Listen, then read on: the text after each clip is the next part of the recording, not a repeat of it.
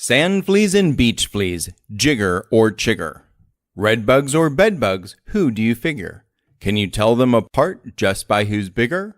Not so easy, not so fast. To learn more about them, listen to our podcast.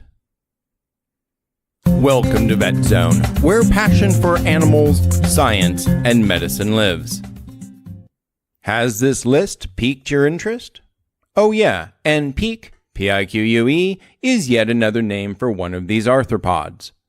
I would say parasites, but they are not all parasites. In fact, this list includes insects, arachnids, and crustaceans.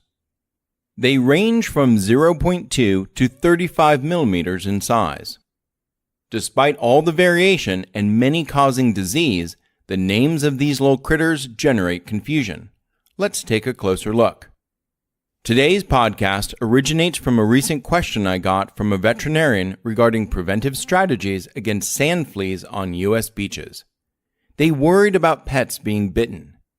We discussed that while bearing the name flea, these little guys are actually crustaceans who filter feed as the tide flows in, and thus cannot bite. Of the genus Emerita, other names attached to them are beach fleas, sand crabs, and mole crabs.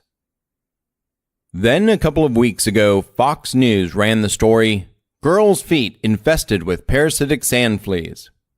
And I felt the need to clarify. Those Homo sapiens who know me know that I love referring to organisms by their family, genus, and/or species name. Here's why.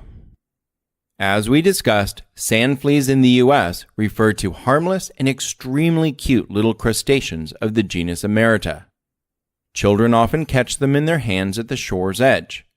I hold many fond memories of this and still try to find them when I walk along beaches.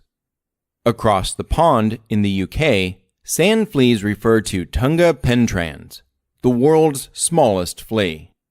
Despite their diminutive size, these fleas transfer pain in a most unsettling and gross manner. At barely a millimeter in size, the gravid females gnaw their way through a person's skin with their crude mouthparts. They gnash their way until only the tip of their bum is exposed.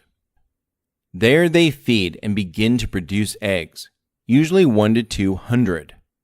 This process swells their body over 2,000 times their original size. This mechanical pressure, along with an inflammatory response, elicits marked pain. As they gain access where our skin contacts them on the tropical sandy environments, most infestations are located on our feet. The unfortunate child in the news obtained her infection from walking barefoot in a pig pen while traveling in Brazil. The CDC reports that Tunga infestations predispose people to secondary bacterial infections, gangrene, and even tetanus. Endemic from Mexico to South America and across the West Indies and parts of Africa, it is no wonder that these disgusting little beasties have over 20 different common names, according to Wikipedia. The most well-known common name is likely Chigger flea. While I love the land of Shakespeare, Britain's name for Tunga fleas creates a lot of confusion, as they call them by the name sand flea and jigger. That's jigger with a J, not to be confused with chiggers with a CH. Chiggers are trombiculid mites, which are technically arachnids, like spiders or ticks.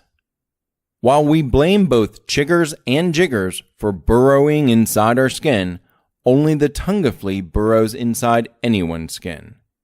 The nearly microscopic jigger mite stays on top. This fact barely makes them less offensive, though. They tear off a bit of your skin, spit some digestive juices inside, wait for a bunch of cells to melt and form a hardened plate from which they can sit and munch on you for days before leaving. Trombiculid mites or jiggers are occasionally referred to as red bugs due to their ruddy complexion. While trombiculid is a mouthful, the term red bugs misleads one into thinking that they are true bugs. They are not. At least bed bugs are true bugs, meaning that they belong to the family of Hemiptera. Hemiptera means halfwing and represents the only group of insects that entomologists, parasitologists, and preventists call bugs. Most insects commonly referred to as bugs aren't really bugs at all. Consider redbugs, lovebugs, and ladybugs to name a few. So there you have it, a quick tour of some confusing nomenclature. To summarize, in the United States, sand fleas, beach fleas, and sand crabs are cute crab-like creatures of the shore. Brits affected by Tunga fleas call these guys jiggers or sand fleas, but most cultures have their own name for them.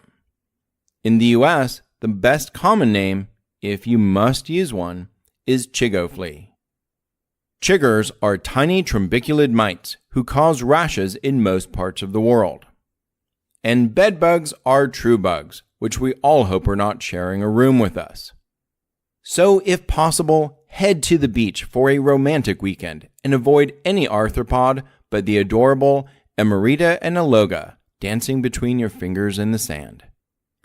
Thank you for listening.